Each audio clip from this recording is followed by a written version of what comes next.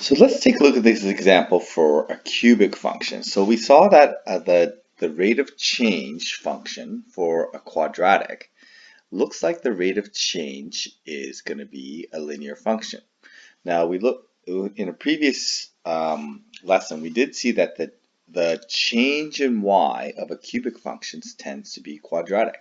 So let's see if we can see that same relationship where the rate of change of a cubic function may also be quadratic. Okay, so that's kind of what our expectation is, and let's see how true that is. And we'll see this by looking at our calculating the rates of change, and we're just going to do the rates of change as an average slope between those two coordinates. Okay, so let's take our x coordinates here.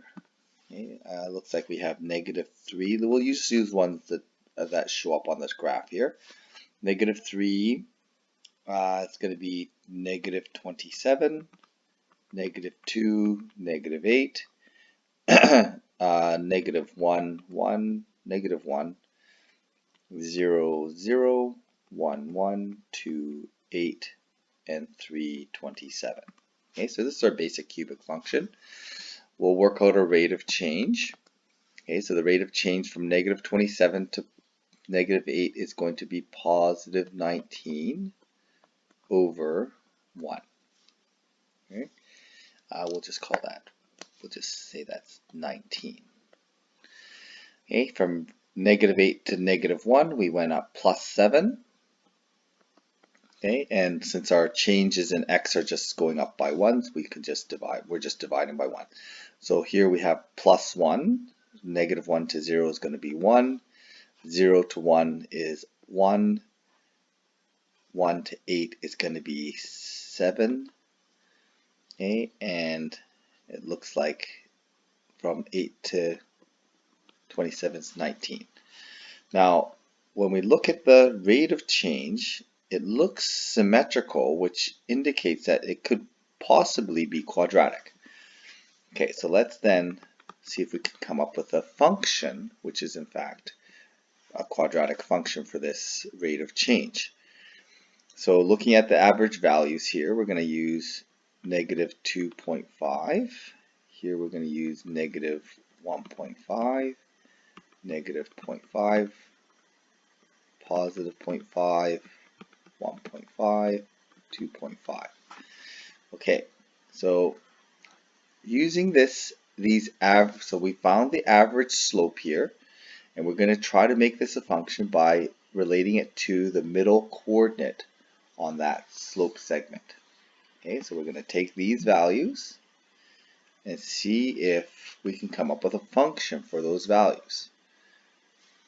Okay, so let's look at this. We have -2.5, 19, -1.5, 7, -0.5, 1, 0.5, 1, 1.5, 7, and 2.5, 19.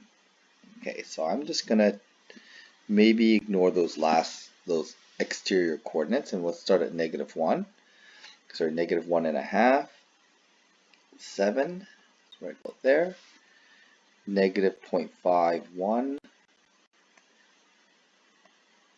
okay, 0.51, 1.57, okay, and it looks like this could possibly be a parabola.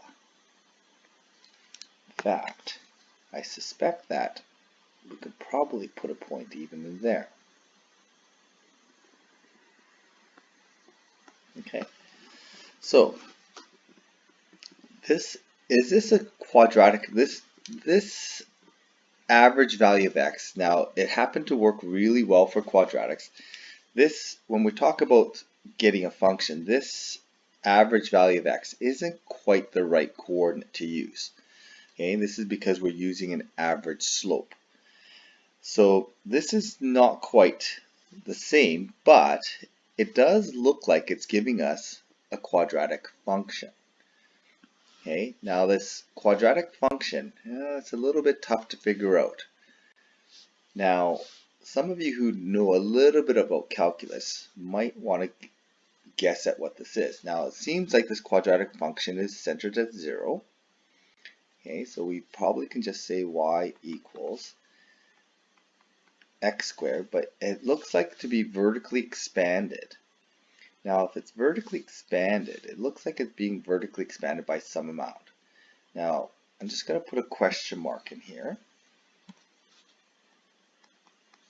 Okay, and we don't really know what that vertical expansion is. Now, we could figure it out using these average values of x. It's not actually going to give us it's not going to give us the exact formula for this. Okay, and it's to do with the fact that for quadratic it works out really nicely, but for cubics it doesn't quite work out, and we have to use a little bit better method than this kind of averaging out method that we're using to do the quadratics.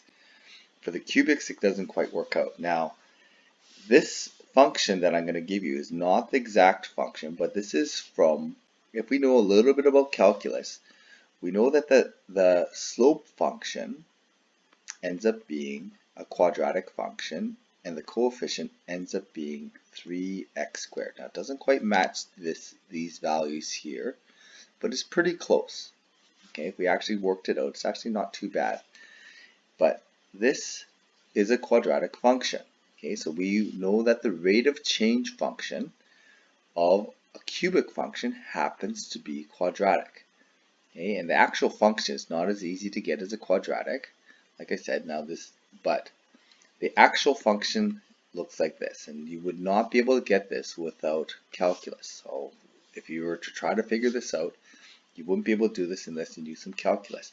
And in fact, it doesn't quite match this either. But the point of this is I want you to see that the rate of change of a cubic function does look to be a quadratic function.